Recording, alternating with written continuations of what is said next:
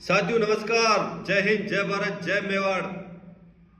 साथियों, आखिरकार इतनी आवाज उठाने के बाद भी जो बजरी के दलाल बैठे थे वो लोग अपनी दुकान जमा के बैठे। मैं आज भी देखा था, गरीब किसान के ट्रैक्टर निकलते थे, वहां पैसे की वसूली कर रहे थे। जब आवाज उठने के बाद भी आखिरकार उन दलालों के पास किस आका का हाथ है जो वो वहां से दुकान खाली नहीं कर रहे। गरीब किसान का बेटा ट्रैक्टर भर के कैसे कैसे लेके आते हैं, वहां से 1500 रुपए लोग ले लेते हैं। आखिरकार किस आका की वजह से वो लोग बैठे। प्रशासन तो चलो डरा हुआ है, उनको नौकरी करने बेचारे, प्रशासन की इसमें कोई गलती नहीं है। अपने फरमान आते हैं। चित्तौड़ से बैठे विधायक महोदय सुरेश जी, मैं आपसे अपील कर रहा हूं, निवेदन कर रहा हूं, किसानों को मत लूटो।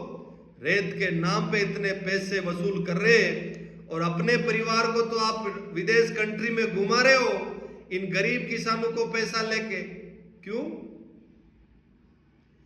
आखिरकार क्यों?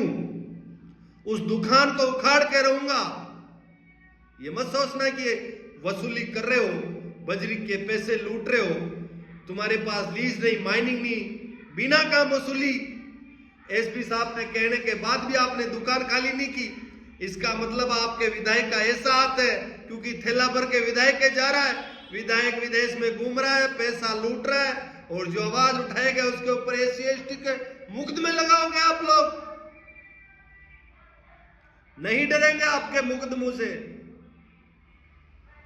आप सोच रहे होंगे कि नरेश भोजी मुकदमा लगाने से डर जाएगा, जेल भेज देगा, शांत रह जाएगा। नहीं रहेंगे हम शांत। सिंगार जेल में जाने का काम मर्द का होता है, कोई गलत काम करके जेल में नहीं डाल सकते आप लोग।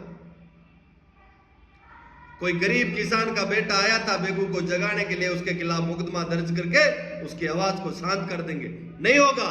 मैंने कल भी देखा और आज भी देख के आया हूं, वो दुकान वहां मंडरा के बैठे हैं 10-20 लोग, दारू पी रहे हैं, रात को भी लूट रहे हैं, दिन में भी बजरी के ट्रैक्टर जा रहे बेचारे गरीब लोग। उन परिवार को देखो जो गरीब भील जाति के लोग होते हैं, जो महाराणा प्रताप की लड़ाई लड़ी थी, वो लोगों ने बेचारों अशिक्षित रह गए जो ट्रैक्टर चलाते हैं, उन लोगों के परिवार की हालत क्या होती है। और ये लोग वहां जाके 1500 रुपए ले लेते हैं, कैसे कैसे भर के लेके गुजरते हैं, और वहां रास्ते में लट लेके बैठ जाते हैं। जो लोग पैसे बेचारे नहीं देते उनको वहां ट्रैक्टर पे बैठ के थाने में खड़ा करा देते। इतना इनका आतंक है साथियों। और जब तक ये पैसे नहीं देते ट्रैक्टर को निकालने नहीं देते ये लोग, इतना इनका आतंक है। बिचौर का पूर्व सरपंच ऐसा काम कर रहा है, उनको चुल्लू पर पानी में डूब के मर जाना चाहिए था। आपको जनता ने सरपंच बनाया था और आप ऐसे वसूली कर रहे हो। आखिरकार विधायक का आपके ऊपर ही हाथ है क्या? आप थैले भर के दे रहे हो और गरीबों से लूट के दे रहे हो। अरे ये दुर्भाग्य है इस मेवाड़ की जनता का। मैं बेगू की जनता से कहना चाहता हूं कि कोई महाराणा प्रताप आपको बचाने नहीं आएगा, कोई तेजाजी महाराज हो, देवनारायण भगवान आपको बचाने नहीं आएगा। आखिरकार उस महाराणा के दिए हुए रास्ते पे तो चलना है आप लोगों को। यही तो मैं कह रहा हूं कि इन चोरों को कब तक लुटाओगे आप लोग? ये मिट्टी आपकी है, वोट आपका है, आप लोगों ने चुन के भेजा और आप ही लोगों को लुटा रहे हो। आंख से आंख डालने की बात करने की हिम्मत रखो। आप लोगों ने चुन के भेजा, 5 साल बाद आपके दरवाजे पे आएंगे लोग। डरना नहीं है इन लोगों से। जवाब मांगो कि विधायक महोदय आप हमारे आने वाली पीढ़ी के लिए क्या कर रहे हो। नर्सिंग कॉलेज खोलो, हिंदुस्तान जिंक में गरीब किसानों को लगाओ। हिंदुस्तान जिंक में जो आवाज उठा रहे थे विधायक महोदय, हिंदुस्तान जिंक में खुद के 5 ठेके चल रहे हैं, इनके पैसे की बोरी भर भर के जा रही है, खुद के ठेके चल रहे विधायक महोदय के। इनको पता नहीं क्या? आप गरीब किसान लोगों को रोजगार दीजिए। हम चाहते हैं कि हमारी कौम को मत लगाए।